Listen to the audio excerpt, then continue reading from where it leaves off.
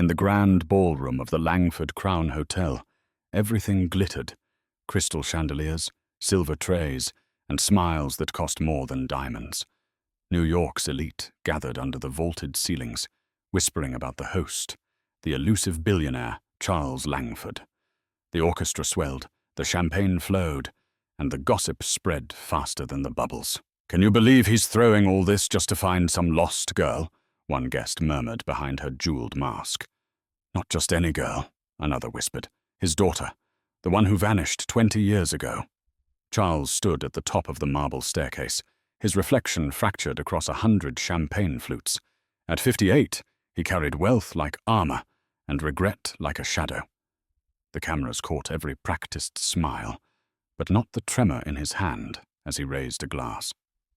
"Tonight," he said, voice echoing through the hall, "we celebrate family, legacy, and the hope that no truth stays lost forever." Polite applause rippled through the crowd. His PR team smiled in approval. But inside, Charles was burning.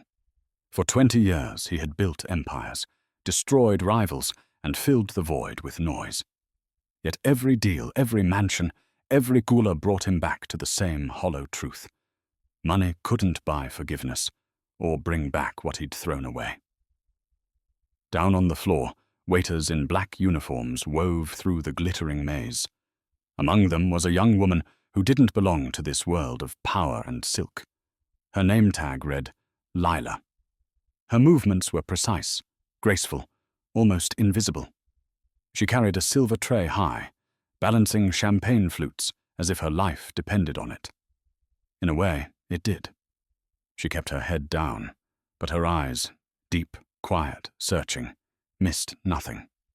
When she passed the mirror-lined wall, she caught a glimpse of herself. Tired eyes, dark hair pulled back, the faint scar on her left wrist half hidden by her sleeve. A scar she'd stopped explaining years ago.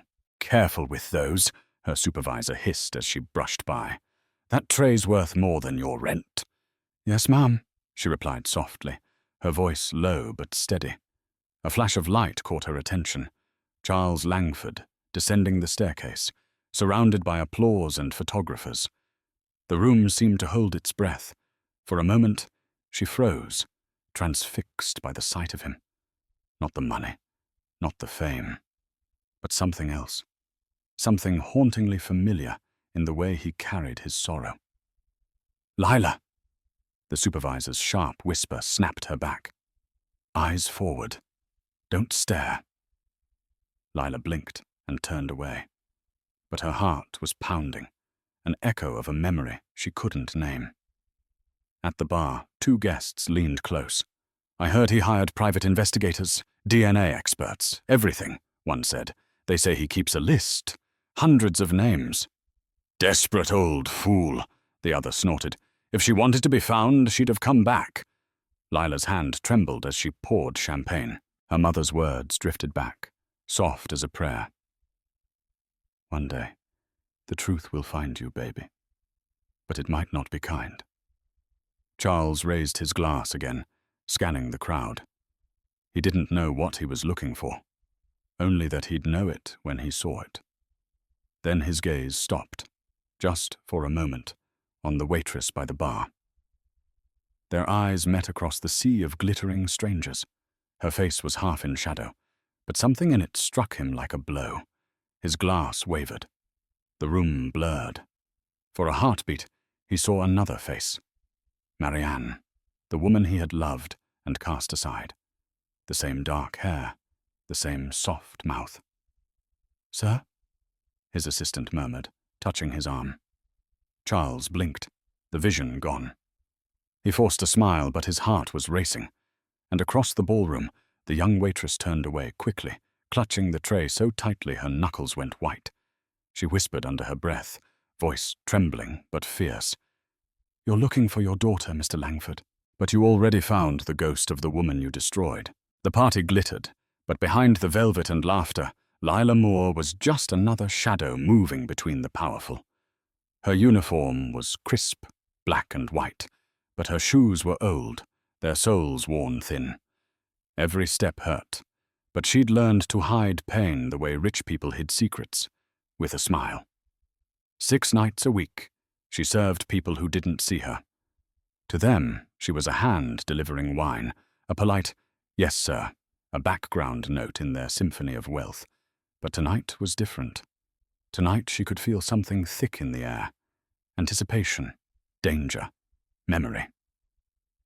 "Table 7 needs refills," barked her supervisor, a woman with sharp lipstick and sharper eyes. Lila nodded. "Yes, ma'am." As she crossed the ballroom, her reflection flashed in the glass wall. Dark hair pinned neatly, pale skin under the soft light, and the faint scar curving along her left wrist like a whisper of something half forgotten. Her mother used to trace it when she was little, saying softly, "Some marks are reminders, not curses." But that was before her mother died. Before the bills, the eviction notices, the endless double shifts. She stopped by the bar to pour champagne, and a bartender she knew, Kevin, leaned close. "You look tense, Lee. You okay?" She gave him a small smile. "Just a long night. Fancy people, fragile egos." Kevin smirked.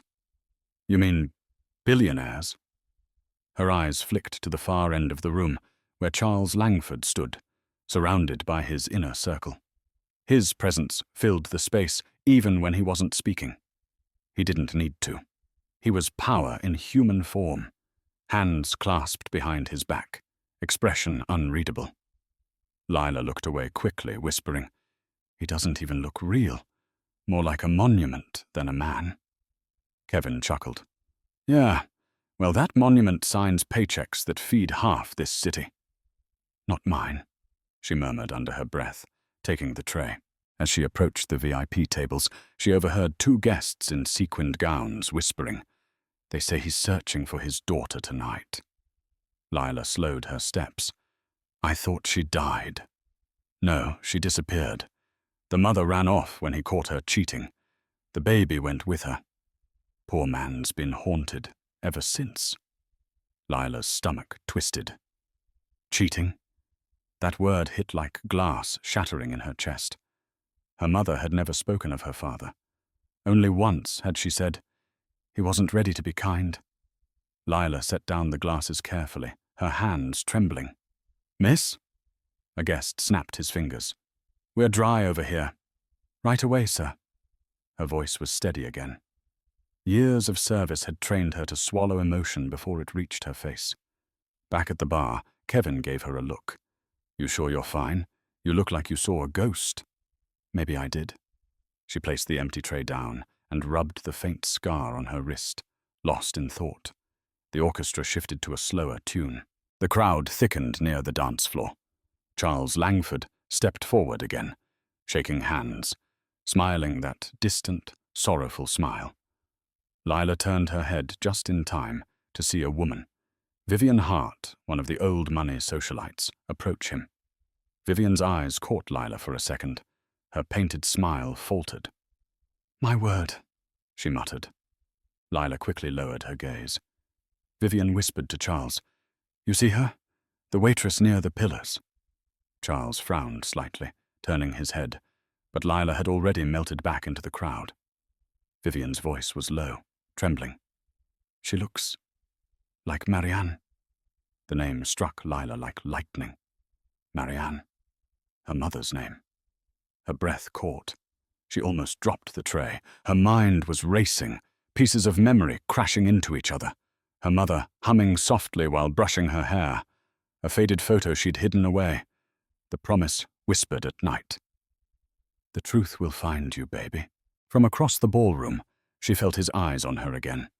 Charles Langford's piercing gaze, full of something between confusion and recognition.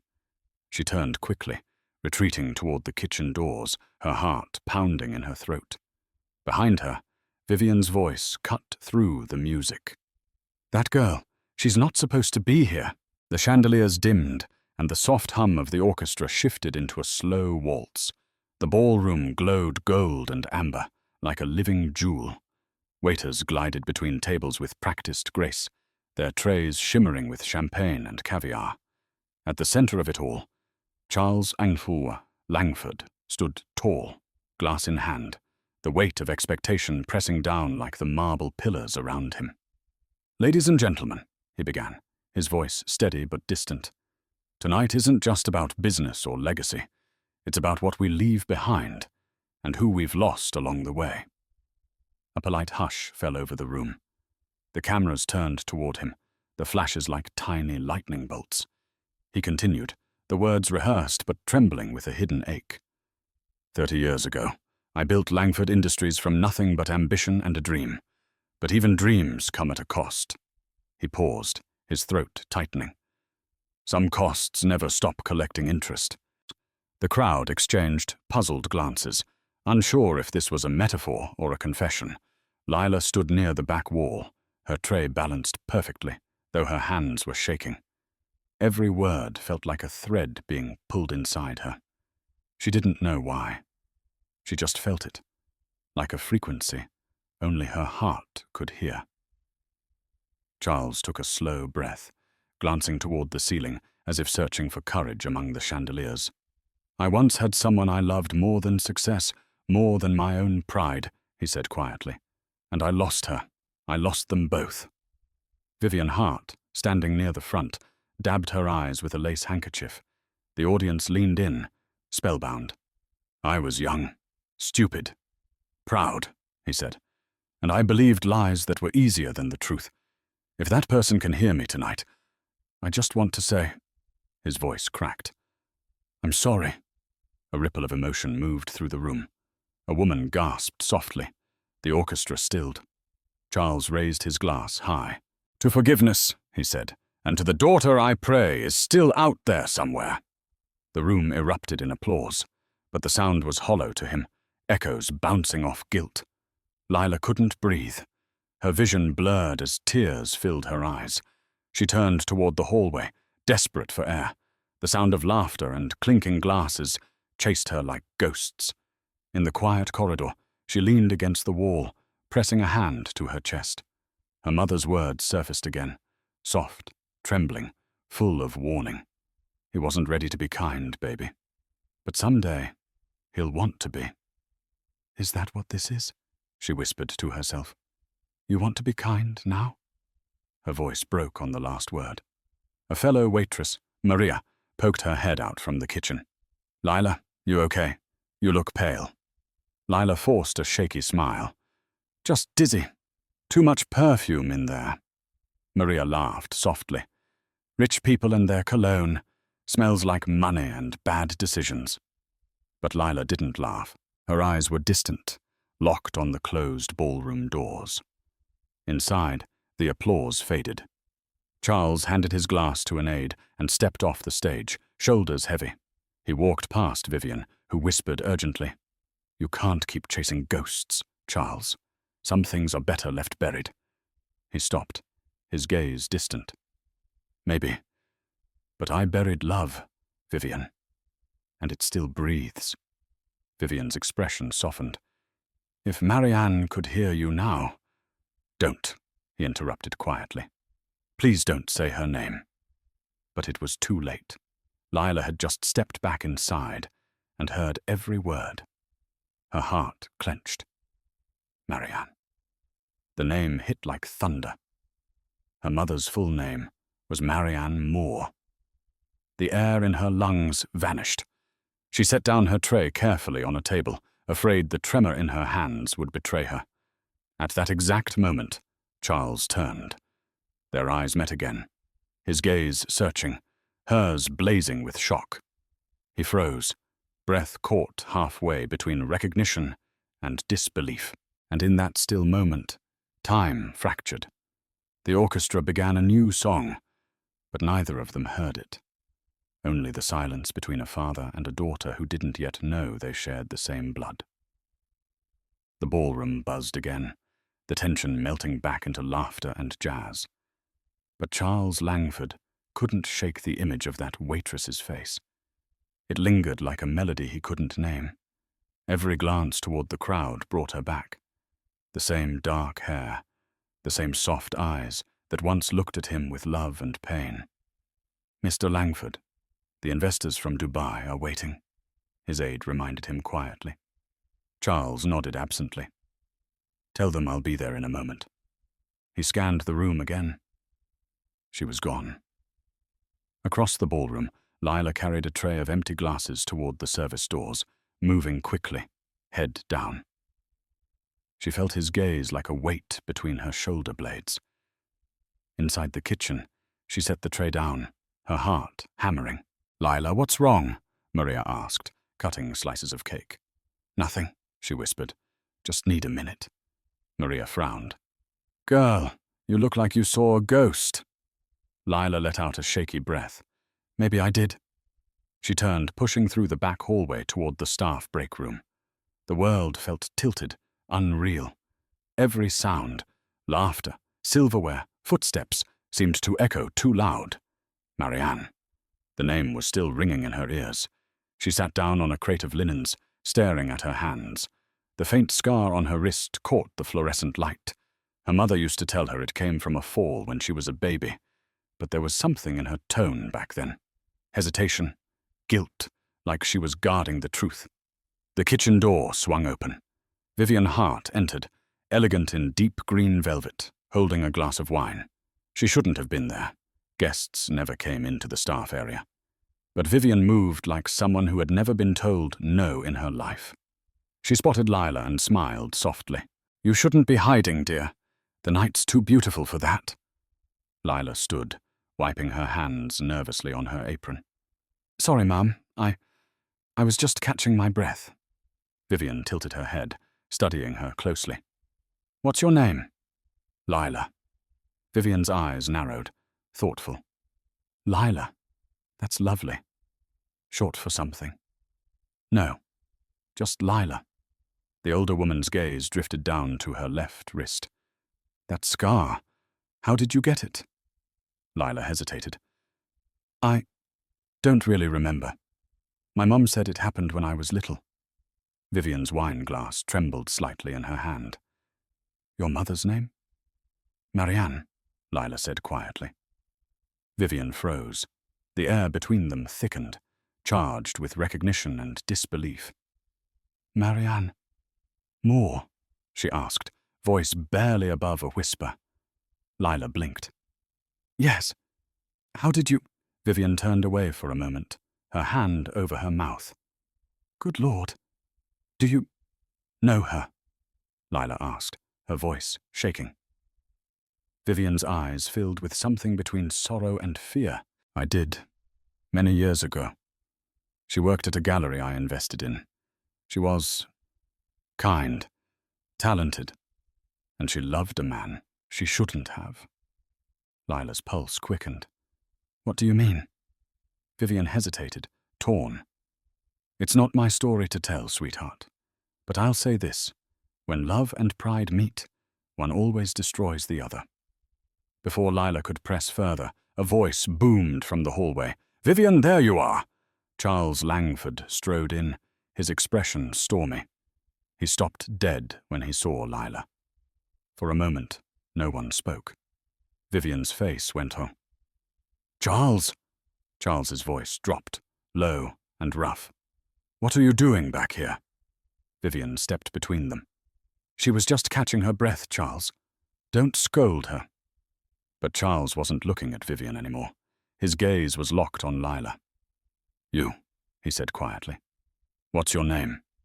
Lila, she managed to whisper. Something flickered across his face. Shock, confusion, denial. Lila, he repeated, as if testing how it sounded in his mouth. Vivian's eyes darted between them. She could see it now. The resemblance she had refused to believe. Charles's hand clenched around the doorframe. You should go back to the floor, he said tightly. This isn't a place for staff. Yes, sir, Lila said, her voice barely audible. She brushed past him, her pulse thundering. Vivian waited until she disappeared, then turned to him sharply. Charles, you saw it too. He stared at the closed door, voice trembling. No. It's impossible. Vivian whispered. Then why does she look exactly like Marianne? And in the silence that followed, the only sound was the distant echo of a waltz, A song both of them had heard once before, decades ago, the night everything fell apart. Rain tapped softly against the tall windows of Langford Manor, the sound blending with the hiss of a fireplace. Charles sat in his study, alone, staring at an old photograph. The edges were frayed, the image fading, but the woman's eyes still burned with life. Marianne. Her laugh had once filled this house. Her perfume had lingered on his collar for weeks after she left. Or rather, after he forced her to. He ran a trembling thumb over her face, whispering, "God, what did I do to you?" Behind him, Vivian stood in the doorway, holding a cup of tea. "You really think she's gone, don't you?" Charles didn't turn. "She's been gone for 24 years. Vivian's tone softened. "Then why does that girl look like her?" He said nothing. The silence was its own confession. Finally, he exhaled. "Because I'm cursed, Vivian. Every year, I see her face somewhere. At the airport, in a crowd. Always a trick of the light." Vivian stepped closer. "You know that's not what this was." Charles looked down at the ring on his finger. Gold, engraved with an intricate sigil of a phoenix, wings spread wide. He'd had it made the year Marianne moved in with him, a symbol of rebirth, of their new beginning. She'd worn a smaller one on a chain around her neck. "She had a scar," he said quietly. "Just like that girl." Vivian frowned. "I remember. The newspapers twisted it into something cruel." Charles's jaw tightened. "It wasn't just the papers. My mother did it. She told me Marianne hurt herself for sympathy, to trap me. She said no respectable woman would raise a child with a past like that." He closed his eyes, voice breaking. "And I believed her." Vivian placed the tea on his desk. "You threw away the only person who ever made you human." He flinched. "You think I don't know that?" He stood abruptly, pacing before the fire. "She begged me to believe her, said she'd have fallen while carrying a box of my mother's books, that she didn't care about money, only me." I laughed in her face. Vivian's eyes glistened. "And the baby?" "She said she was pregnant.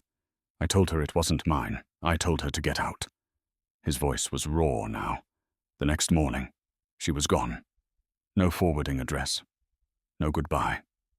He looked back at the fire, eyes distant. 2 months later, I found the ring she wore, left on the steps of the garden. That was the day my mother smiled and said, 'You're free now.'" Vivian's voice turned cold. "Free? You built an empire on guilt. You've been searching for her ghost ever since." Charles sank into his chair, the weight of decades crushing his shoulders. "You don't understand. I saw something in that girl tonight. Not just her face. The way she looked at me, like she already knew who I was." Vivian hesitated. "Maybe she does." He looked up sharply. "What are you saying?" Vivian sighed, her eyes darting toward the window where rain streaked down like tears. "I'm saying it's time you stop chasing ghosts and start facing the living. If she's really Marianne's daughter, she deserves the truth." Charles stared at her. His expression caught between disbelief and dread. "That would mean He couldn't finish. Vivian's tone was firm. "You might have banished your own child, Charles." The words hit him like a physical blow. His hand trembled as he reached for the photograph again. The woman in it seemed to smile sadly, her eyes both accusing and forgiving. He whispered, "If it's true, if that girl is mine." Vivian met his gaze, unflinching. "Then you've spent half your life trying to find the very thing you destroyed." A gust of wind slammed against the windows, and the fire crackled violently, throwing sparks into the air. Charles flinched, gripping the armrest. For the first time in 20 years, he didn't feel powerful. He felt small. And somewhere across the city, the waitress with the scar traced her wrist and whispered into the dark, "You ruined her, whoever you are. And one day, you'll also see what that costs." The next evening, the ballroom stood empty. just echoes of laughter trapped in the crystal chandeliers. The scent of champagne and perfume still lingered in the air. Lila walked through the vast space with a mop and a bucket, cleaning up the mess left behind by people who would never remember her face. Her reflection shimmered on the polished marble floor. She looked small, almost ghost-like.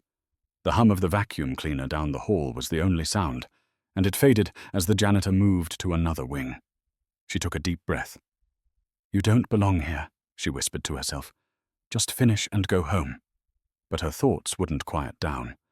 Every time she closed her eyes, she saw his face, the billionaire with sorrow in his eyes. Charles Langford. She had served hundreds of customers in her life, but never someone who looked at her like that. It wasn't judgment. It was recognition.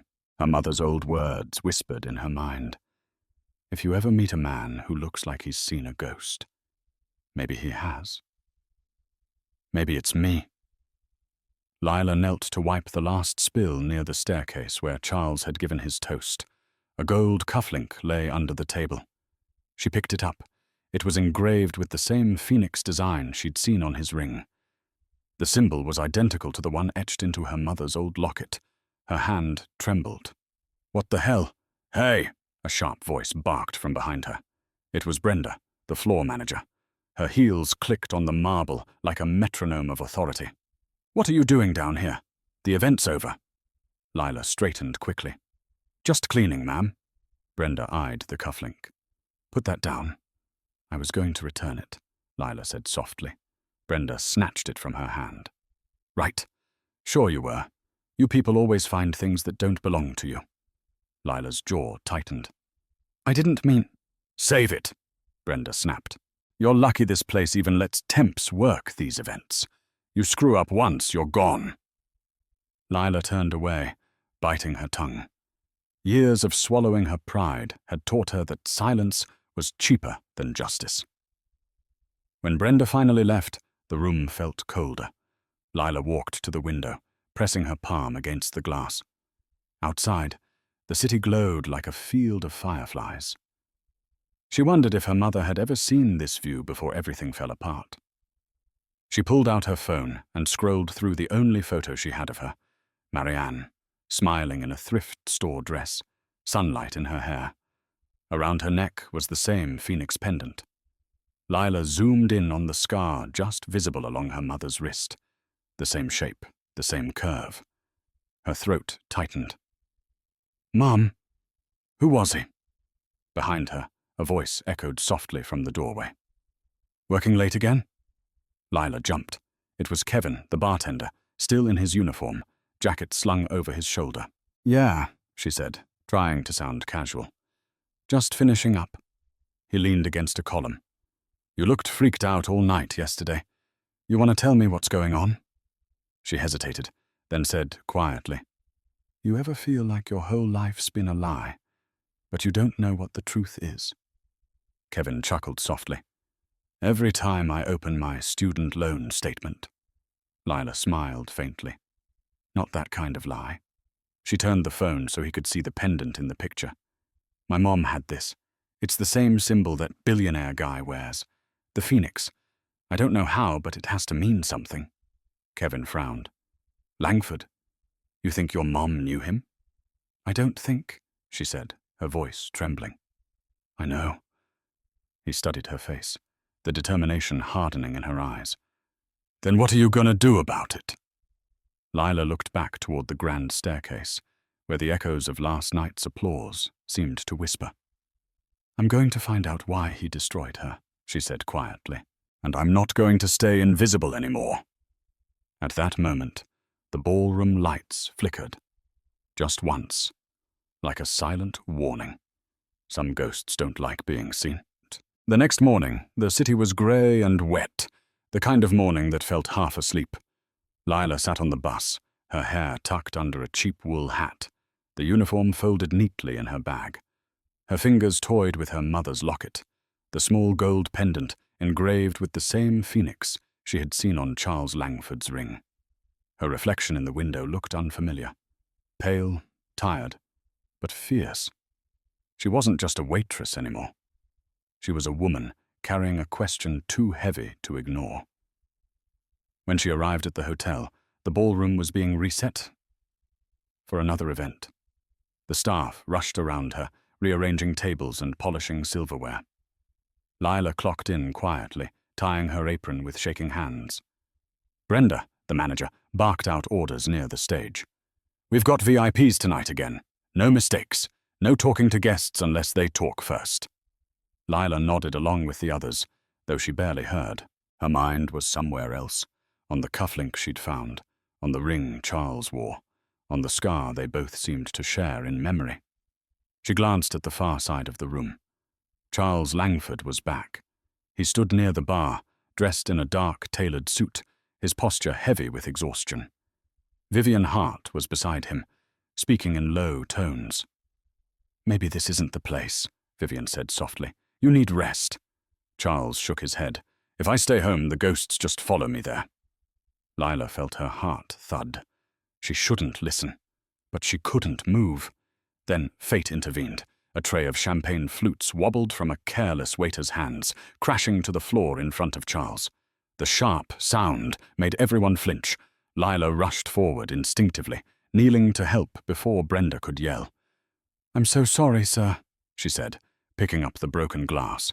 Charles looked down, ready to dismiss her, until his gaze fell on the locket around her neck. The gold phoenix caught the light.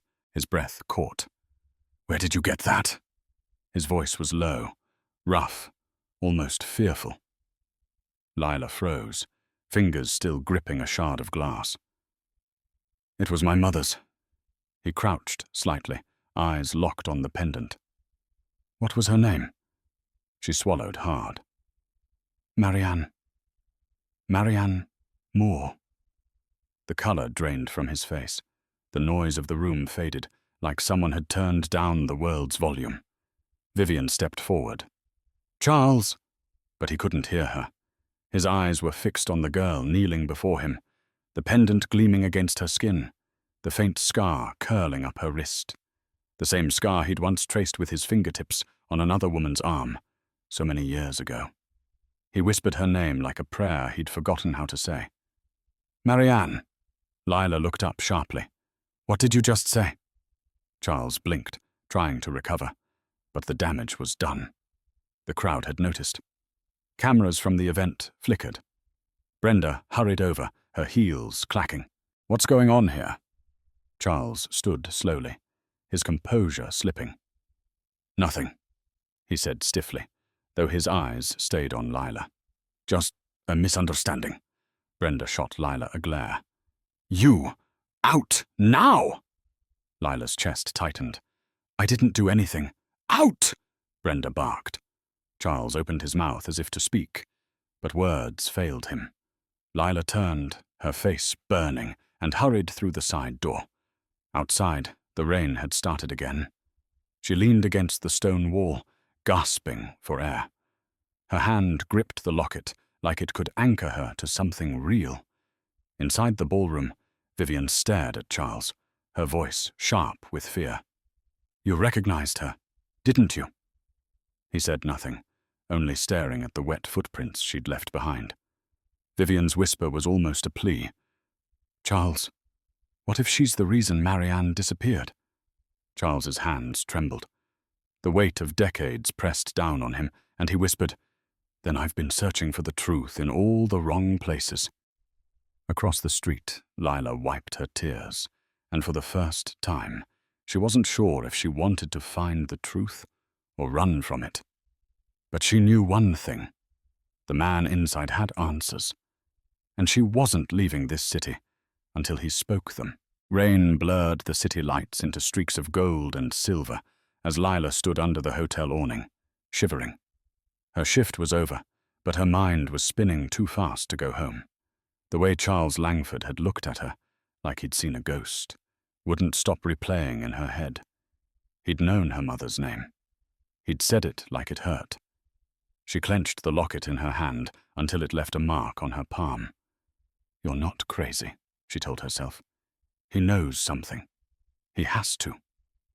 Inside the ballroom, Charles gripped the edge of a table, trying to steady himself.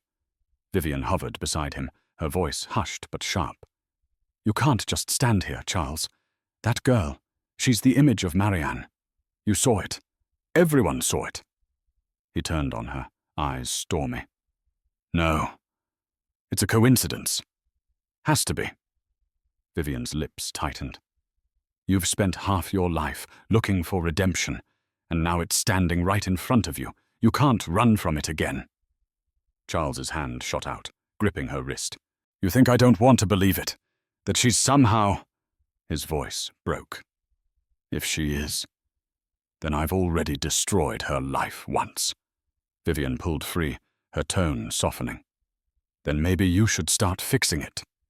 Before he could respond, Brenda stormed in, face flushed from anger and embarrassment.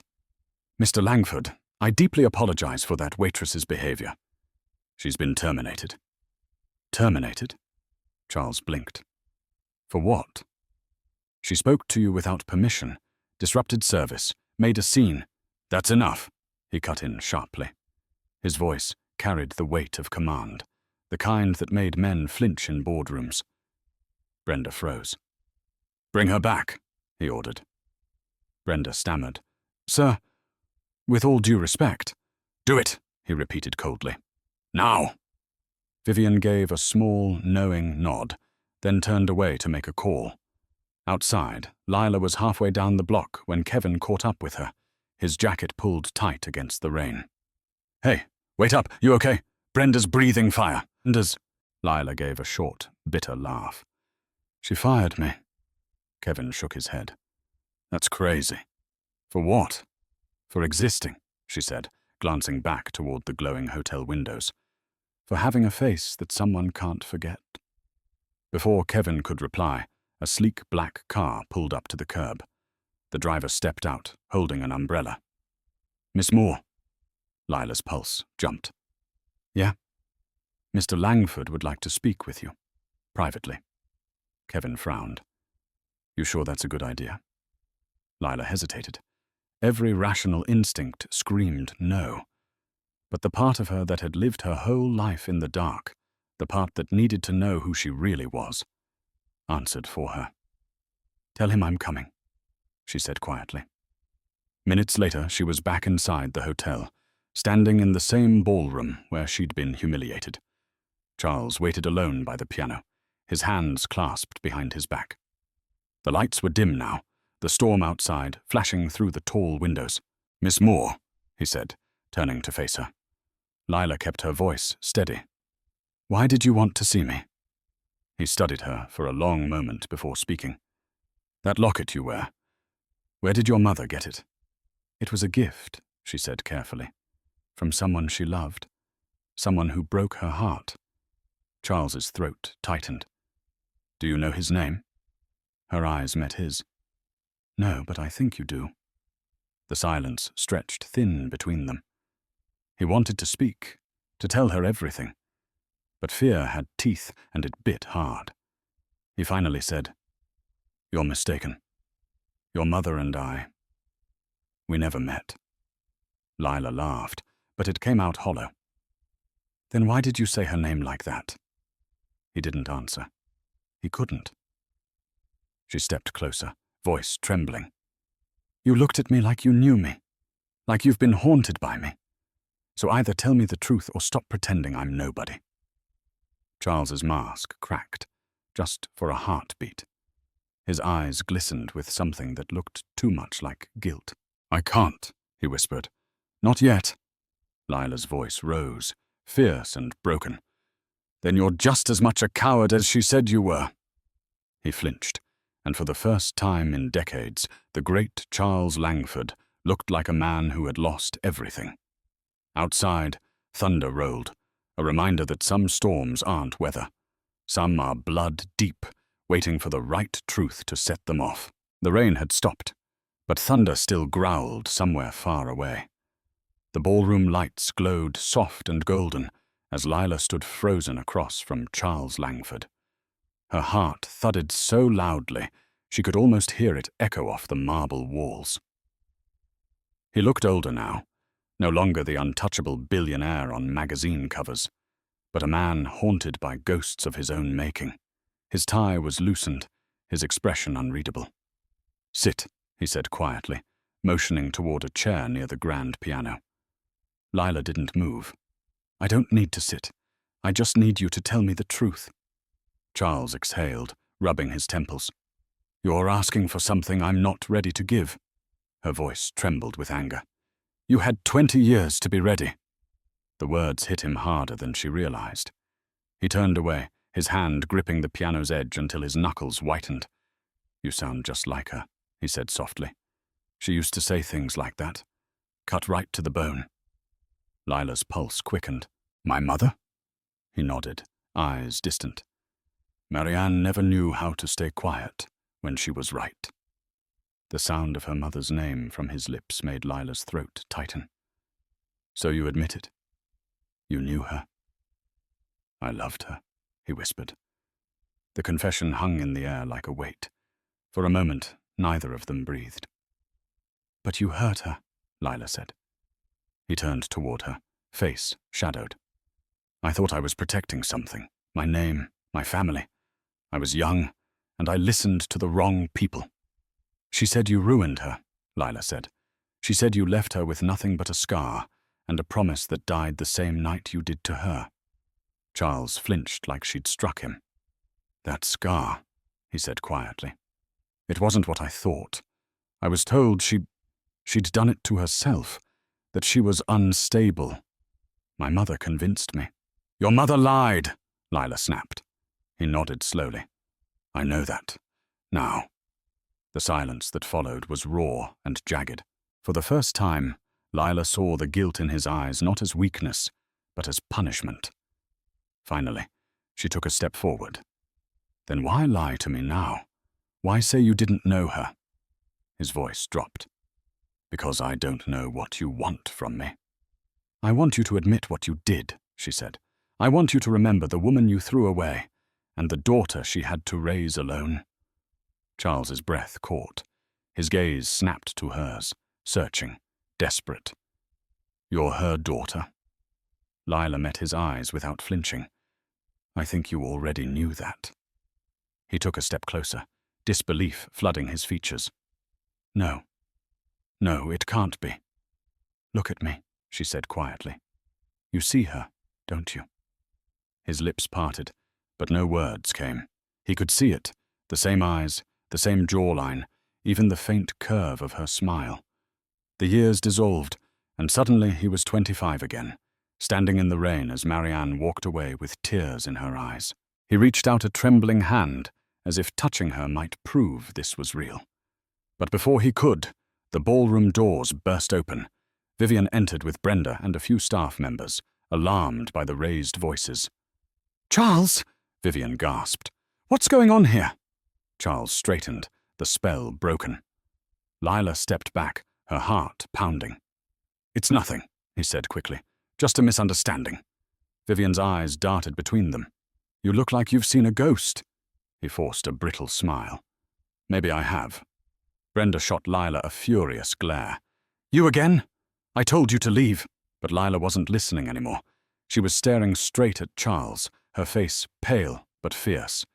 Then she spoke, not loudly, not angrily, but with the calm finality of truth. "Keep looking, Father," she whispered.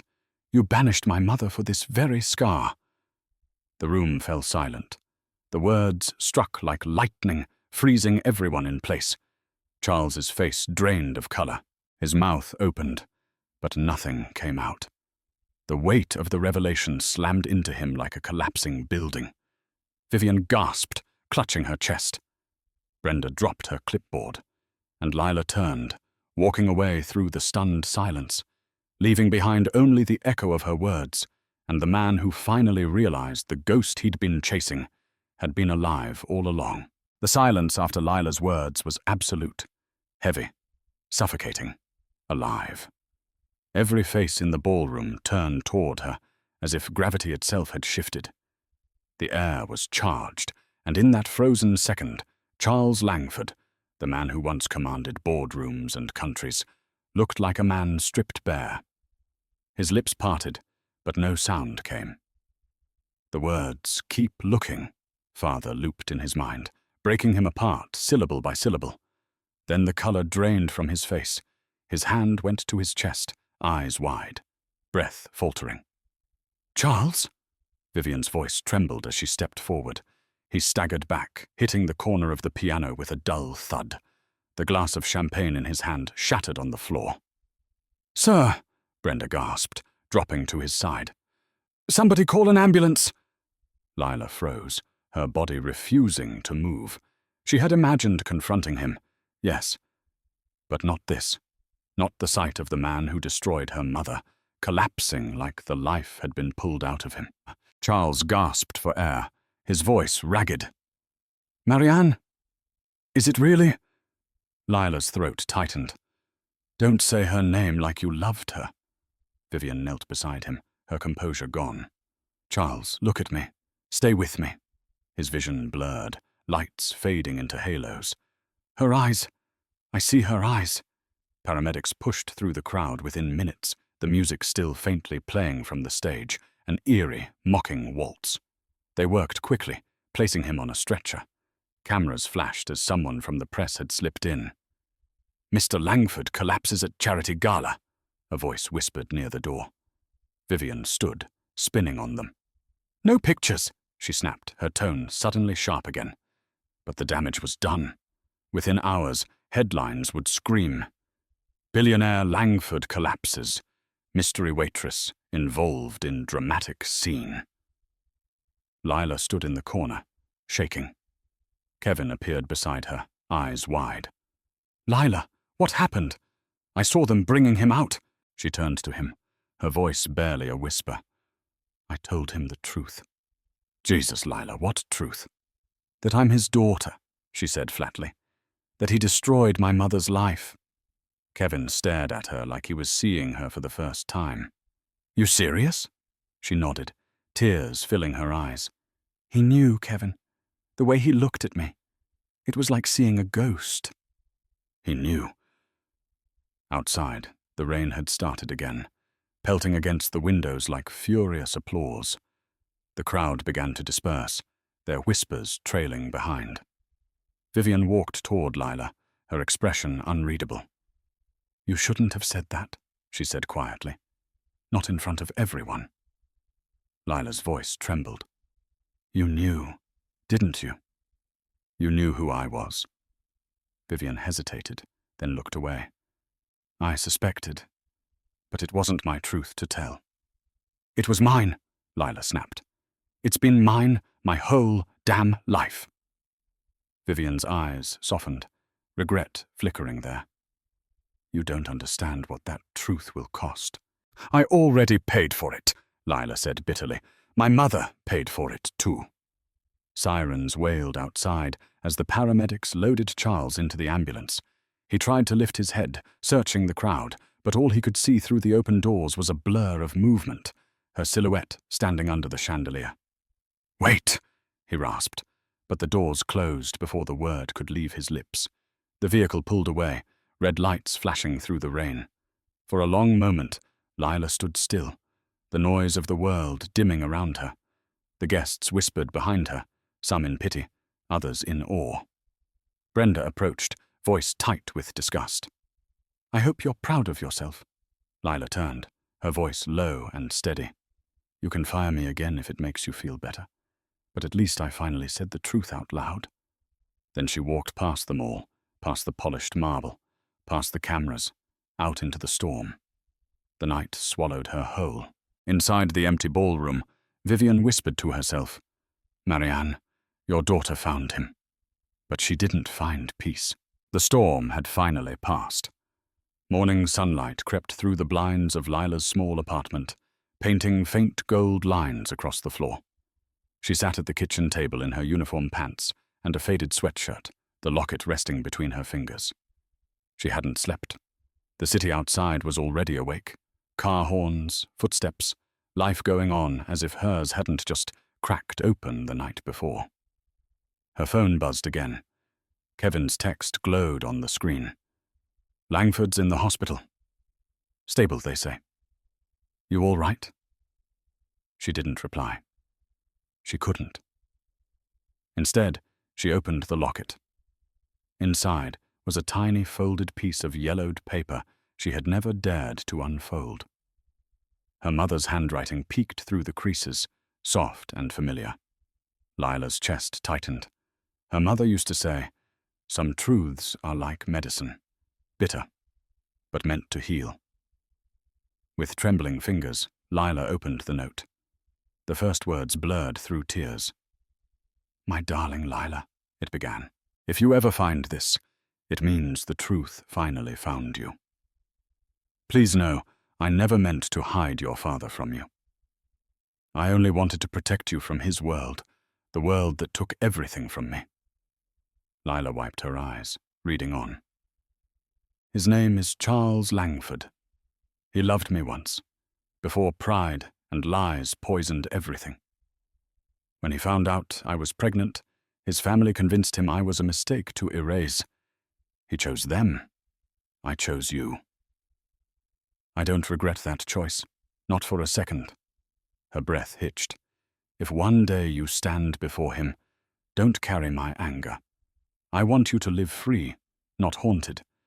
But remember, my love, people who run from truth always fall when it catches them. He will too, in his own way." The last line was written in darker ink, as if pressed harder than the rest. "Forgive if you can, but never forget what we survived." The letter slipped from her hands. For a long moment she sat still, listening to the quiet hum of the city. Her mother's voice echoed in her mind, the same softness, the same strength. She whispered, "You knew this would happen, didn't you, Mum?" A knock came at the door. Sharp, impatient. Lila hesitated, then opened it. Vivian Hart stood there, wrapped in a long, dark coat, eyes hidden behind sunglasses. Even in daylight, she carried the aura of wealth and secrets. "Can I come in?" she asked. Lila stepped aside without a word.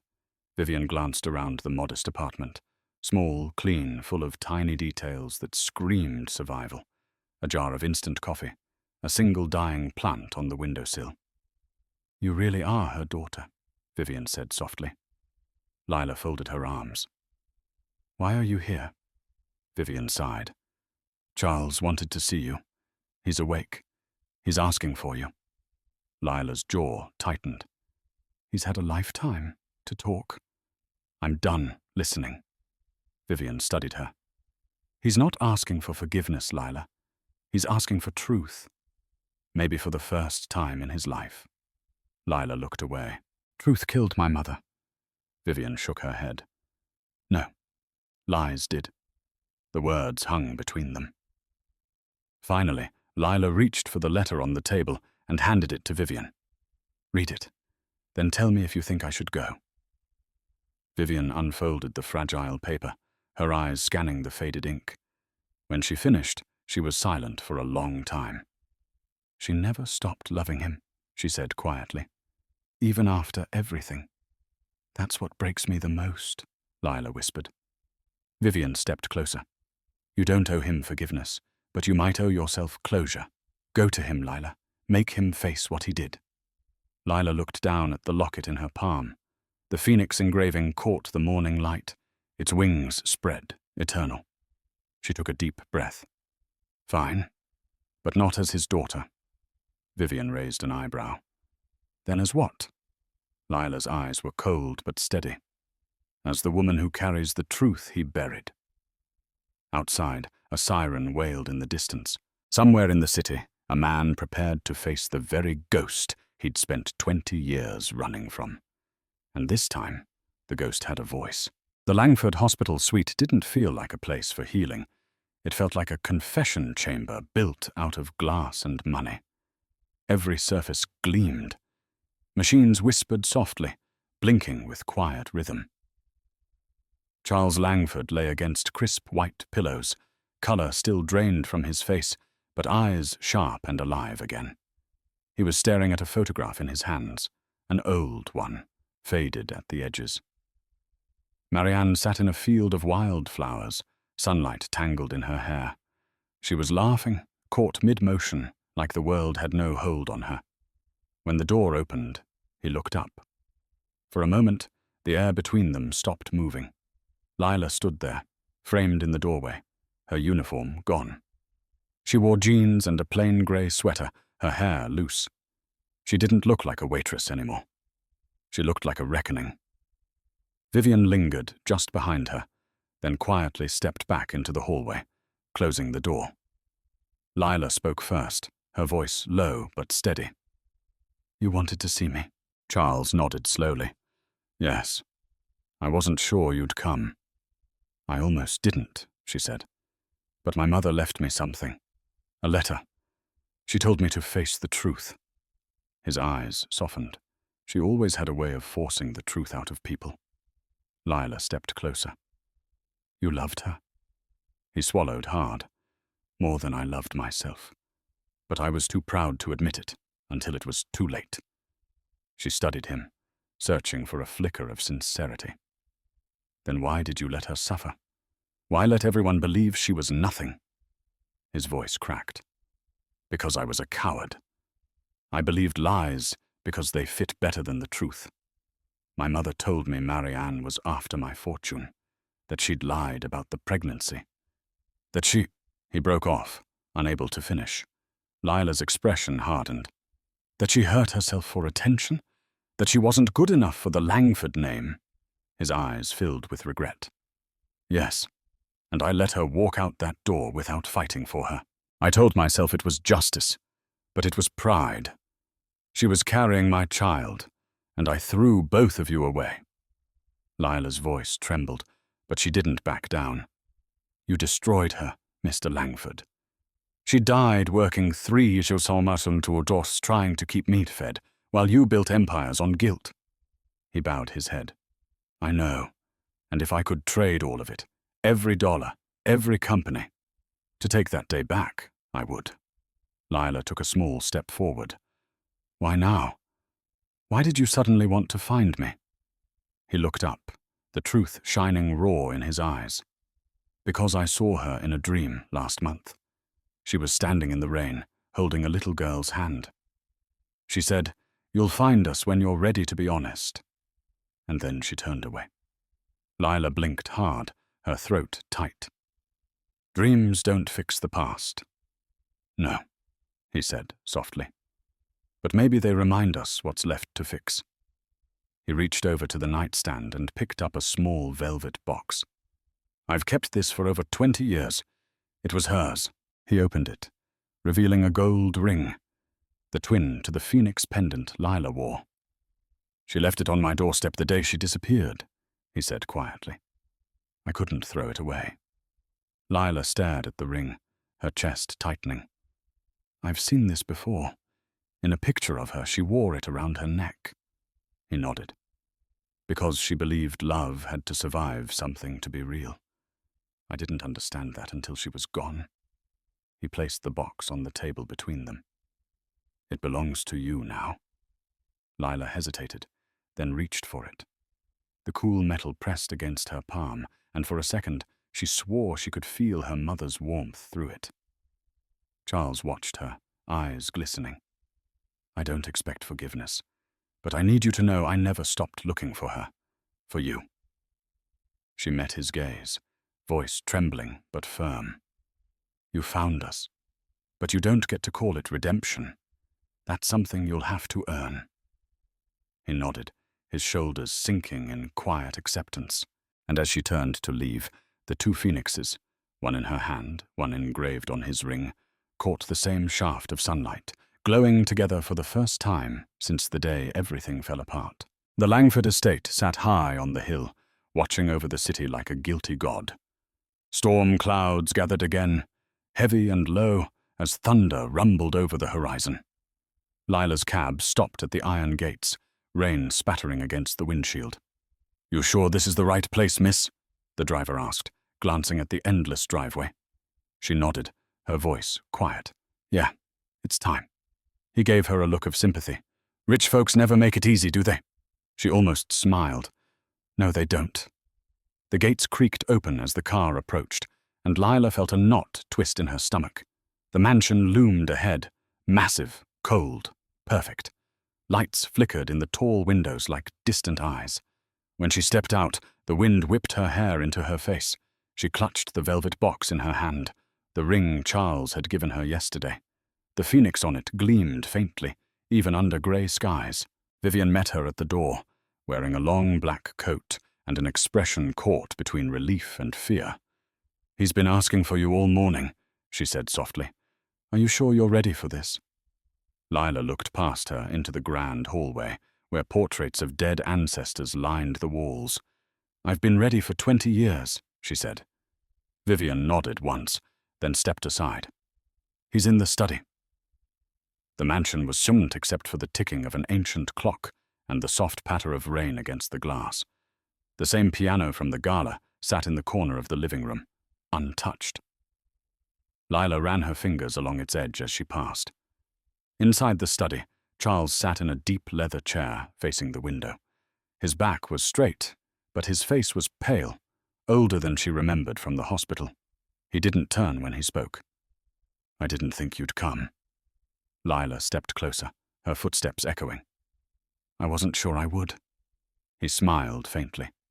"That's fair." Lightning flashed outside, lighting the room for a brief, ghostly second. "You grew up without anything," he said quietly, "while I drowned in everything. There isn't a day that goes by I don't feel the weight of that." Lila's voice was sharp but calm. "Then don't make speeches about regret. Just tell me the truth." He finally turned to face her. His eyes were tired but clear. "All right, you deserve that much." He motioned to the table beside him, a stack of old folders, letters, and photographs. "I kept everything. Every report, every clue, every face that could have been yours. I spent years trying to find you." She stepped closer, flipping through the photos. Different girls, different lives, none of them hers. "You were looking everywhere but in the mirror," she said softly. "You could have found me sooner if you'd looked for the woman you destroyed first." He nodded. "You're right." The honesty in his voice caught her off guard. For the first time, he wasn't the man she hated. He was just human. He leaned back, pain flickering across his face. "There's one more thing you need to see." He opened a drawer and pulled out a small journal, Marianne's handwriting on the cover. Lila's heart skipped. "I found it in her old apartment," he said. "I never had the courage to open it. I thought it belonged to you now." She took it carefully, her hands trembling. The pages were soft with age, filled with notes, sketches, and pressed flowers. On the first page was a line written in her mother's looping hand. "Love only breaks when pride holds it hostage." Lila's breath caught. "She really loved you."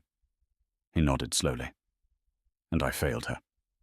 The storm outside cracked open with a violent flash, shaking the windows. Lila stared out at the lightning, her reflection overlapping with his in the glass.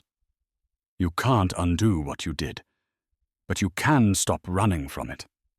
He turned toward her. "How?" "By telling the world the truth," she said. "Not in private, not behind your gates, out loud." Charles studied her face for a long moment. Then, for the first time, he didn't argue. He simply nodded. Outside, thunder rolled again. But inside the mansion, the first threads of redemption began to hum quietly between a father and the daughter, who refused to let the past stay buried. The next morning broke cold and silver, the kind of light that makes everything look too honest. Inside the Langford mansion, the storm had passed, but the air still carried the weight of something unfinished. Charles sat by the fireplace, staring into the flames like he expected them to answer for his sins. Lila entered quietly, holding a mug of coffee she'd made in the kitchen. "You still take it black, right?" He turned, startled by the small kindness. "You remembered?" "I didn't have to," she said. "I saw the jars, all the same brand. Guess old habits die harder than pride." He gave a soft, humorless chuckle. "Pride never dies easy." She handed him the mug and sat across from him. For a while, neither spoke. The crackle of the fire filled the silence. Finally, he said, You wanted me to tell the truth. All of it. She nodded once. I'm listening. He set the mug down and took a slow breath. I was 25 when I met your mother.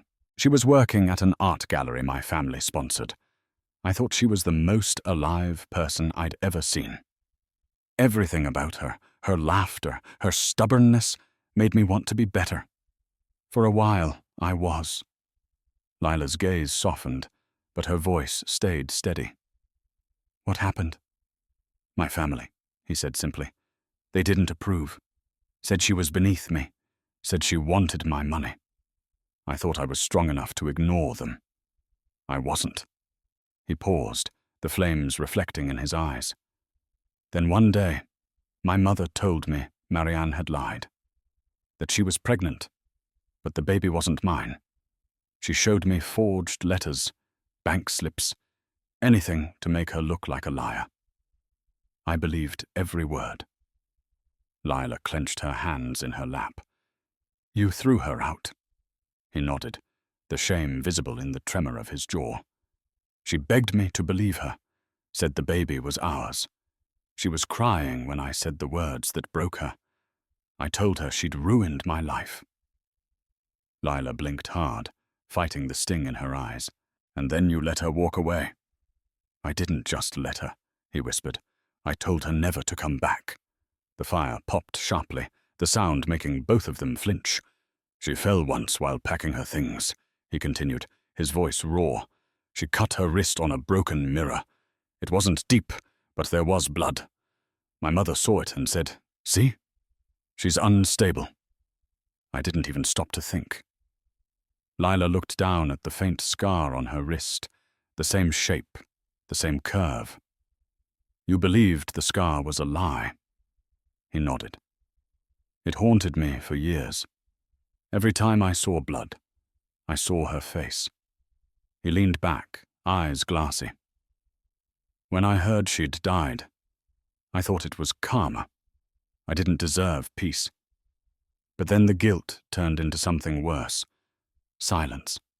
I kept building, buying, growing, trying to fill the hole she left. Lila's voice cracked softly. You can't fill that kind of hole with money.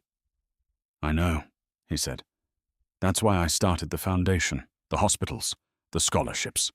But every good thing I built had her shadow in it. And then last week, when I saw you in that, 2 weeks later, the Langford boardroom looked nothing like the glossy magazine photos that once defined it. The curtains were half drawn, the mahogany table scattered with papers, and the tension in the air could be cut with a knife. Charles Langford sat at the head of the table, still recovering, his face paler, but his eyes clear. To his right sat Lila, composed but cautious, wearing a simple navy dress that made her look older than her years. Vivian stood behind them both, silent but steady, like a bridge between two eras. At the far end of the room, lawyers whispered among themselves, their briefcases lined up like soldiers. Charles cleared his throat. Let's begin. The head attorney, Mr. Claiborne, adjusted his glasses. Mr. Langford, as you requested, this meeting will serve as an amendment to your existing will and corporate trust. However, he glanced at Lila, the board has expressed concern about the nature of these changes. Charles gave a tight smile.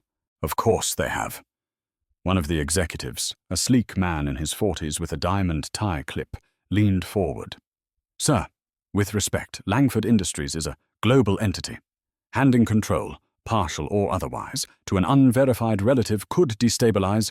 She's not unverified, Charles interrupted, voice steady. DNA results confirm she's my daughter. The room went dead quiet.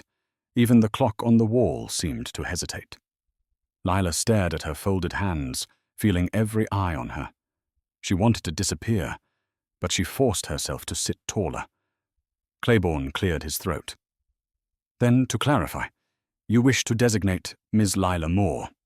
Lila Langford, Charles corrected softly. My name. Her birthright. The lawyer nodded. You wish to designate Ms. Langford as beneficiary of the Marianne Foundation, effective immediately? Charles looked at Lila. Yes, and she'll oversee its operations going forward. It's not just a charity. It's a promise, one I failed to keep 20 years ago. A murmur rippled through the boardroom. The diamond tie executive stood abruptly. You're giving control of a multi-million-dollar foundation to a waitress without consulting us? Charles's voice dropped, cold and sharp. You forget yourself, Mason. This is my company, my decision. Mason's jaw tightened. And what happens to shareholders' confidence when they find out their CEO's long-lost daughter was serving drinks 2 weeks ago? Lila spoke up for the first time, her voice calm but firm. Maybe they'll remember that humanity doesn't lower stock prices. Corruption does. Mason blinked, thrown off by her tone. Charles couldn't help a small, proud smile. You sound like your mother, he said quietly. Vivian glanced at Mason. If you're worried about the company's image, maybe redemption sells better than greed. The board fell into uneasy silence. Claiborne looked back down at the paperwork. Then it's settled. Once signed, the Marianne Foundation will officially transfer to Miss Lila Langford's management. The rest of the will remains unchanged. For now. Charles nodded. For now. He signed the document with a steady hand, his signature looping across the page like the final stroke in a painting. Then he slid the pen toward Lila. Her hand hovered for a moment. This wasn't about money. It was about weight, the kind that could either crush or define her. She signed. When she looked up, Charles was watching her, pride and regret tangled in his expression. Your mother would have wanted this, he said softly. She believed the world could still be kind. This is how we prove her right. Lila swallowed the lump in her throat. This doesn't fix what happened to her, but maybe it stops it from happening to someone else. The lawyer gathered the papers and closed his briefcase. It's done, he said. As the board members filed out, Mason lingered by the door, his eyes cold. You've just made a very expensive mistake, Mr. Langford. Charles didn't flinch. If decency is a mistake, then I've made worse. When the door closed, Lila let out a breath she hadn't realized she was holding. Vivian touched her shoulder. That was brave. Lila looked at the signed documents, her mother's name written in bold at the top. No, she said quietly.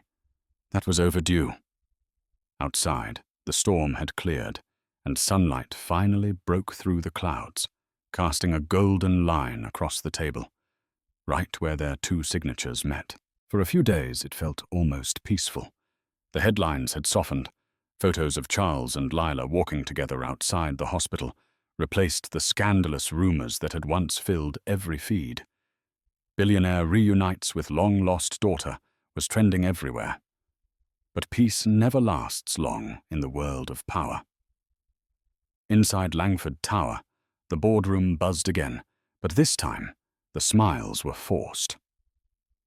Mason Langford, Charles's nephew and vice president, stood near the glass wall overlooking the skyline, phone pressed to his ear. His voice was low, sharp. I don't care what it costs, he said. Make sure the press gets those photos. If the story falls apart, so does she. He hung up and turned toward the group of senior partners waiting behind him. The old man's losing it, giving the company's charity wing to some nobody. That girl isn't his daughter. She's a scam artist who played him like a violin. One of the executives shifted uncomfortably. Mason, the DNA test was bought, Mason snapped. Money can make anything look real. He smiled thinly. We're going to prove it. Meanwhile, Lila sat in her small new office at the foundation headquarters. It was still strange. Her name on the door, her mother's photo framed beside a stack of grant proposals. She was writing a letter to one of the shelters the foundation planned to fund when Vivian appeared in the doorway. You're working through lunch again, Vivian said. Lila smiled faintly. Feels weird to stop. For years I didn't have anything to build. Now I do. Vivian stepped inside, her heels soft on the carpet. You remind me of Marianne when she first started working with me. Same fire, same stubborn streak. Lila's heart tightened at the name. She deserved this, she said softly. All of it. Vivian nodded, then hesitated. There's talk around the office. Rumors. Someone's questioning your test results. Lila frowned. Who? Vivian sighed. You already know who. Before Lila could respond, her phone buzzed. It was an unknown number. She answered hesitantly. Miss Langford, a man's voice said, this is Dr. Harris from the Medical Review Board. We've been contacted regarding a possible error in your paternity documentation. Her stomach dropped. Error? Yes, ma'am. It seems a secondary report was filed this morning, claiming the DNA sample used in your test didn't match Mr. Langford's. We're reviewing it now. Lila's hand trembled.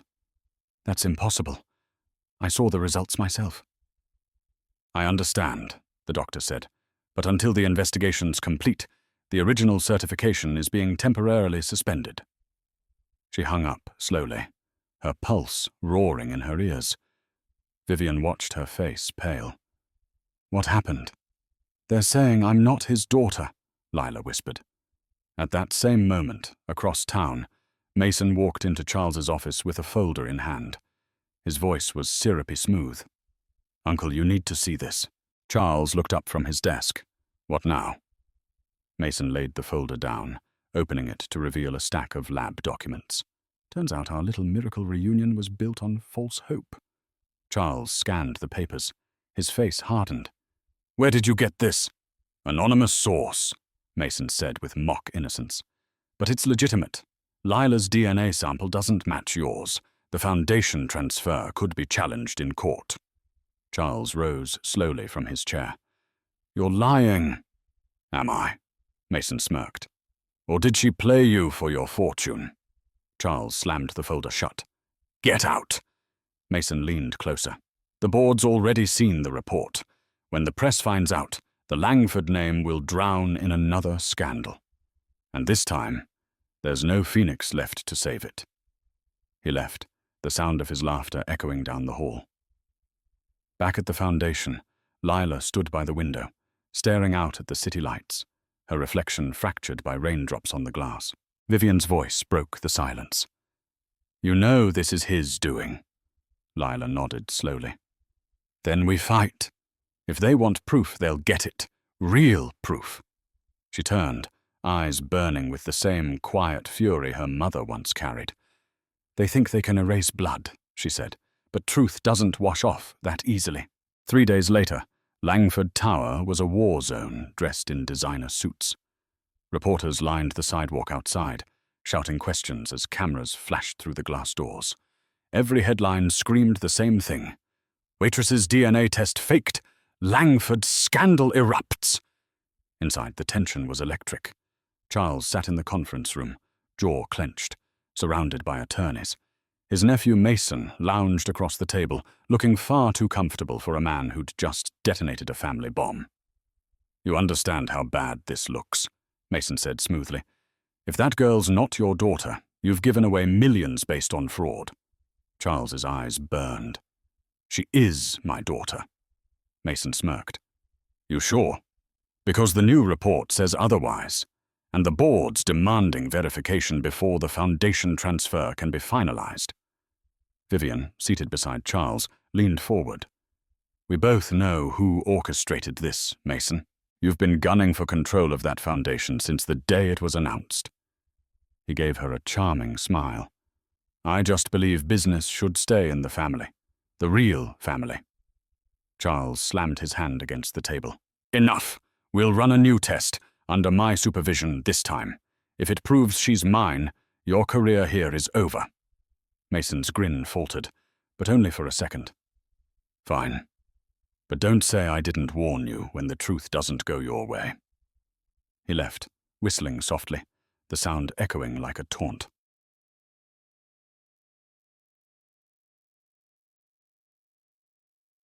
At the clinic downtown, the sterile hum of fluorescent lights filled the air. Lila sat in a plastic chair, her leg bouncing with restless energy. Vivian sat across from her, holding a paper cup of coffee. Neither of them drank. You don't have to do this, Vivian said gently. Lila shook her head. I do. They're trying to erase me again. I'm not letting them. The nurse called her name. She stood, rolled up her sleeve, and followed down the white hallway. When the needle pricked her arm, she didn't flinch. I've been hurt worse, she murmured. Later that afternoon, Charles arrived at the same clinic. He didn't look like a billionaire anymore. His tie hung loose, his shoulders heavy. He saw Lila in the waiting room and hesitated. Thank you for coming, he said softly. I'm not doing this for you, she replied. I'm doing it for her. He nodded. Then we're doing it for the same person. They sat in silence while the staff prepared the samples. Through the glass window, they could see 2 vials labeled Langford, Charles, and Langford, Lila. When the nurse sealed the envelopes, Charles said, I want this sent directly to the independent state lab. No intermediaries, no leaks. The nurse nodded. We'll expedite it. Results in 24 hours. Lila stood, crossing her arms. Then we wait. Cult. The next day, the press gathered again outside Langford Tower, smelling blood in the water. But this time, Lila wasn't hiding. She arrived in a black dress, hair pulled back, her expression calm. Vivian and Charles followed close behind. Inside the boardroom, Mason sat smugly, already rehearsing his victory speech. The head attorney entered, holding a sealed folder. We have the verified DNA results from the state lab. Mason leaned forward, smirking. Let's hear it. The attorney opened the file, scanning the page carefully. Then he looked up, voice steady. It's a 99.98% match. Miss Lila Langford is confirmed as Mr. Charles Langford's biological daughter. The room went dead silent. Mason's smirk vanished. Charles exhaled slowly, the tension melting from his face. He turned toward Lila, eyes shining. I told you, he said softly. You're mine. Lila's throat tightened. I guess blood finally told the truth. Vivian smiled faintly, and it shut a few mouths along the way. Mason pushed back from the table, face flushed. That's impossible. Those results were tampered with. Charles stood, his voice like thunder. You tampered with the first test. We found the payment you made to the lab tech. You're done here. Security guards stepped forward as Mason's composure crumbled. You can't. I already did, Charles said coldly. The doors closed behind Mason as they led him out. Lila stood there, the room spinning with relief and disbelief. Charles turned to her, voice breaking. Marianne would be proud of you. Tears welled in her eyes. She'd be proud of you for finally standing up. He smiled weakly. Maybe she'd just say, It took you long enough. They both laughed, the sound fragile but real. Outside, the first drops of rain began to fall again. But this time, it didn't sound like sorrow. It sounded like a clean slate. The world had been watching. Every network, every news feed, every blog. Everyone wanted the next headline about the billionaire and the waitress who turned out to be his daughter. But for once, Charles Langford didn't care about the noise. He only cared about what came next. That morning, the Langford Foundation announced an unprecedented event, a live press conference. Rumor said Charles would finally speak about his past, the scandal, the daughter, the truth. By noon, the ballroom at the Langford Hotel was packed again, not with champagne and tuxedos this time, but with cameras, reporters, and the hum of anticipation. Lila stood off stage, nerves fluttering in her chest. She hated crowds, hated the idea of being seen as some tragic story turned miracle headline. Vivian stood beside her, adjusting the microphone pinned to Lila's blouse. You don't have to speak if you're not ready, Vivian murmured. Lila nodded slowly. I think I am. This isn't just his story anymore. At the podium, Charles cleared his throat. His once imposing frame seemed smaller, but his voice carried the same strength that had built an empire. 25 years ago, he began, I made a decision that cost me everything that mattered. I believed lies about a woman who loved me. I let pride destroy 2 lives, hers and our child's. The crowd fell silent. I spent decades building a fortune to fill that emptiness. But money can't buy forgiveness. It can only make the silence louder. He paused, scanning the room until his eyes found Lila behind the curtain. I want to introduce you to the person who taught me what real legacy means. Not wealth, not power, but courage. He gestured toward the side of the stage. My daughter, Lila Langford. A wave of murmurs spread through the crowd as she stepped forward. The lights felt too bright. The cameras flashed. She gripped the edges of the podium, steadying her breath. Hi, she said softly into the mic. I never thought I'd be standing here. For most of my life, I was invisible. A waitress, a caretaker, a daughter to a woman who carried her pain with grace. She glanced at her father, who watched her with eyes full of quiet pride. My mother, Marianne, taught me that forgiveness isn't something you give because people deserve it. You give it because you deserve peace. Her voice wavered, but she didn't stop. I grew up angry at a man I'd never met. I thought he'd stolen everything from us. But what I've learned is that guilt can be its own prison, and maybe today is about unlocking it. A murmur of emotion rippled through the crowd. Some reporters lowered their cameras. Others simply listened. Lila turned toward Charles. You can't rewrite the past, but you can make the ending mean something. He stepped up beside her, his voice steady, but full of emotion. That's why the Langford Foundation will now dedicate its entire endowment, every dollar, to supporting women and children abandoned by systems, families, and men like me. Gasps filled the room. The amount being donated was staggering, hundreds of millions. This isn't charity, Charles continued. It's restitution. Applause broke out, hesitant at first, then stronger, rolling like thunder.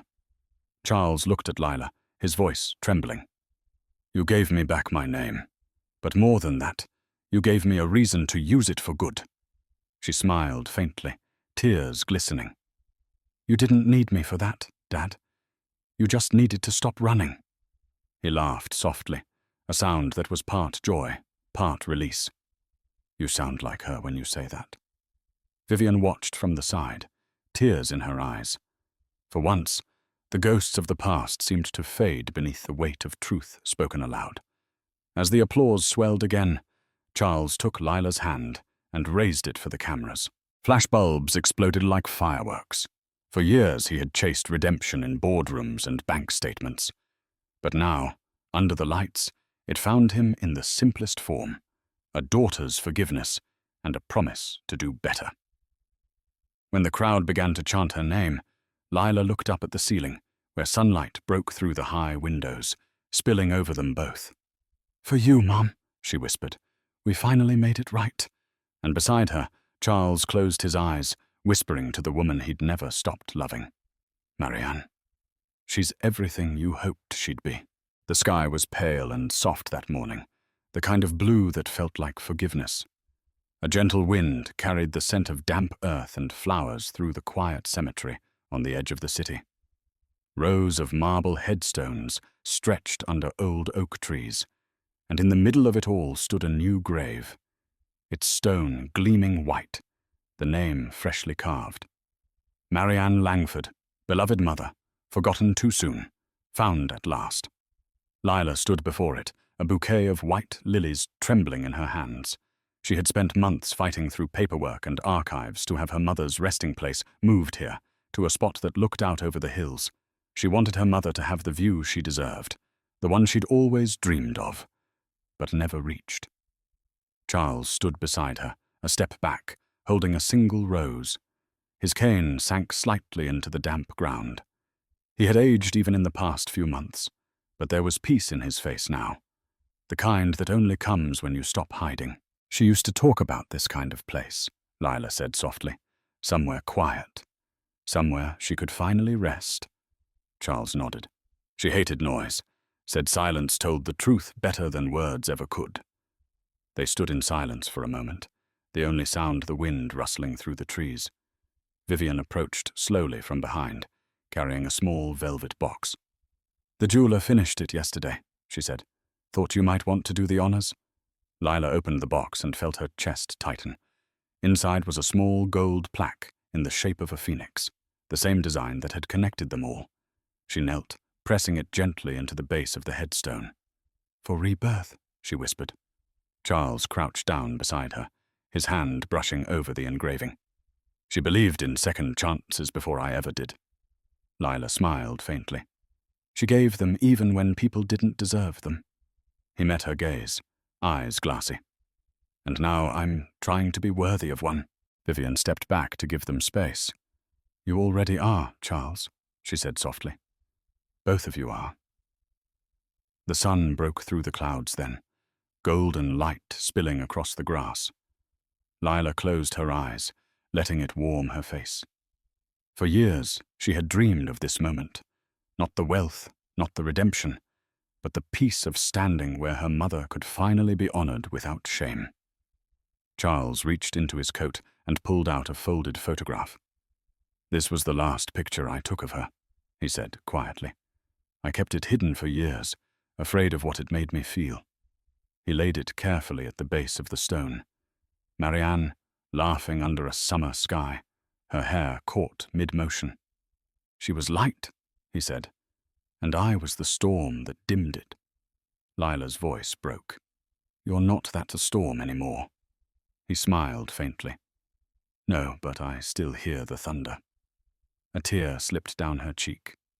She'd forgive you, you know. He looked at her, a tear of his own finally escaping. She already has. You standing here proves that. Vivian knelt beside them, her hand on the stone. It's strange, she murmured. All those years of secrets, all the lies, and in the end, truth feels so simple. Lila nodded. It usually is. We just make it complicated because we're scared to face it. They stayed there for a long time, watching the sun climb higher. Birds moved through the trees, their songs cutting through the quiet like fragments of joy. Finally, Lila placed the lilies at the grave and whispered, We're okay now, Mum. You can rest. Charles placed the rose beside them, his voice barely a breath. You'll never be forgotten again. As they walked back toward the car, the wind picked up, carrying the faint scent of lilies and rain. Lila turned once more, watching the light shimmer on the headstone. And in that quiet glow, it almost felt like her mother was there, smiling, free, her laughter drifting through the air like the memory of sunlight. A year later, the Langford Crown Hotel glittered again, but this time, not for profit, ego, or power. The banners that hung from the chandeliers read, The Marianne Foundation. Gala. 1 year of hope. The ballroom looked transformed. Gone were the cold suits and diamond necklaces. In their place stood teachers, nurses, and single mothers, people whose lives had been touched by the new foundation. The air was warm, alive with laughter, and quiet tears of gratitude. At the center of it all stood Lila Langford, no longer a waitress in a black uniform, but a poised woman in a silver gown that shimmered like moonlight. She moved gracefully between tables, shaking hands, smiling genuinely. Every few minutes, someone stopped her just to say thank you. She still found it surreal. Near the back of the room, Charles sat in a wheelchair, dressed simply in a black suit, his health still fragile, but his eyes brighter than they'd been in decades. Vivian stood beside him, watching the crowd with a small, proud smile. You know, Vivian said, leaning close, for a man who once swore off parties, you've built one hell of a beautiful one. Charles chuckled softly. I think she built this one, not me. On stage, the MC tapped the microphone. Ladies and gentlemen, please welcome the woman who turned pain into purpose, Miss Lila Langford. Applause filled the hall as she took the stage. The spotlight hit her gently, and she paused for a moment, scanning the room until her eyes found her father's. He nodded, his expression full of quiet pride. Good evening, she began, her voice steady but soft. A year ago, this ballroom looked very different. There were cameras, headlines, and a lot of people waiting for a scandal. But tonight is about something much simpler. It's about healing. The crowd quieted. When my mother, Marianne, was alive, she told me that kindness isn't something you buy. It's something you build, one choice at a time. For most of my life, I thought she was wrong. I thought the world didn't care. But then I learned that even broken people can build something good if they choose to stop hiding from the truth. She paused, taking a deep breath. The Marianne Foundation started as an apology. But it's become a promise to help women who are silenced, to give children a chance at the life my mother wanted for me. In 1 year, we've funded 75 homes, 4 schools, and 2 clinics. But the real success isn't in the numbers. It's in every person who finally believes they matter again. The crowd erupted in applause. Lila smiled, her voice thick with emotion. My mother believed in rebirth. That's why she wore a phoenix around her neck. She used to say, when life burns you down, that's when you find out what you're made of. She looked at her wrist, where the faint scar still traced her skin like a reminder of everything she'd endured. I used to hide this, she said softly, but now I wear it like she would have wanted, a reminder that pain can turn into strength. As the applause swelled again, she gestured toward the front row. And none of this would have happened without my father, Charles Langford, a man who proved that it's never too late to tell the truth. The crowd turned toward him. Charles blinked hard, emotion clouding his face. He raised his glass, his voice trembling. To Marianne, he said, the love that burned, and the daughter who rose from its ashes. The guests stood, glasses lifting in a sea of gold and crystal. Lila stepped off the stage and walked to her father. She knelt beside him, her hand over his. We did it, Dad. He smiled faintly. No, you did it. I just followed your lead. She laughed softly, tears in her eyes. Guess we finally gave her the ending she deserved. He nodded, voice low. She's here tonight. I can feel her. As the orchestra began to play, the lights dimmed, and the room shimmered under the glow of hundreds of candles. Lila looked up, the phoenix pendant around her neck catching the light. For her, she whispered, for every woman who thought she was forgotten. And as she stood there, surrounded by warmth and forgiveness, it felt like the past had finally exhaled, leaving only peace, love, and the quiet sound of wings rising from the ashes. So that's how the story ends. And if you're still here, my friend, listening until this very moment, then maybe something in this story touched you. Maybe it stirred that quiet part of your heart that still believes in second chances. What we just witnessed wasn't about money or revenge. It was about courage, truth, and the healing that comes when we stop running from pain. The Stoics used to say, what stands in the way becomes the way. And that's what Lila's journey reminds us of. Every wound, every scar can become the doorway to something stronger if we face it with honesty. Forgiveness isn't weakness, it's freedom. It's the moment you stop letting the past own you and start living as who you truly are. So take this story with you. If you've ever been broken, betrayed, or forgotten, remember, you can rise too. You can rebuild, and you can still love. If this story found its way into your heart, give it a like, share it with someone who needs hope tonight, and subscribe for more stories that remind us we're all capable of rising from the ashes. Because just like Lila, you're not done yet.